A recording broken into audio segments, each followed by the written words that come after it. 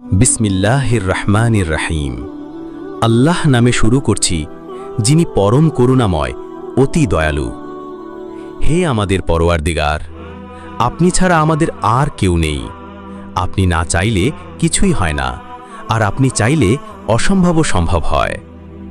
আমরা আপনারই বান্দা, আপনারই দয়াপ্রার্থী, আপনারই দরজায় মাথা নত করি।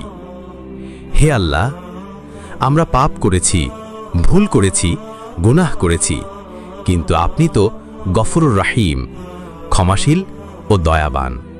আমাদের ক্ষমা করে দিন। আমাদের হৃদয় থেকে অহংকার, হিংসা, কপটতা দূর করে দিন। হে আল্লাহ, যে চোখ কাঁদতে ভুলে গেছে তাকে কাদার তৌফিক দিন। যেই মন আল্লাহর ভয় কাঁপে না সেই মনকে নরম করে দিন। যেই জবান জিকিরে ব্যস্ত নয় সেই জবানকে আপনার জিকিরে লিপ্ত করে দিন। হে দয়ালু রব, যেই মা সন্তান চায় তাকে নেক সন্তান দিন। যেই ভাই চাকরি খুঁজছে তাকে হালাল রিজিক দিন। যেই বোন বিয়ের অপেক্ষায় তার জন্য উত্তম সঙ্গী নির্ধারণ করুন। যারা ঋণে জর্জরিত তাদের ঋণ মুক্ত করুন। যারা অসুস্থ তাদের শেফা দিন। যারা গুনাহে ডুবে আছে তাদের হেদায়ত দিন।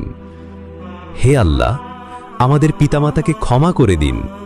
যারা বেঁচে আছেন তাদের জন্য রহমত ও বরকত দান করুন, আর যারা দুনিয়া ছেড়ে চলে গেছেন তাদের কবরকে জান্নাতের বাগান বানিয়ে দিন।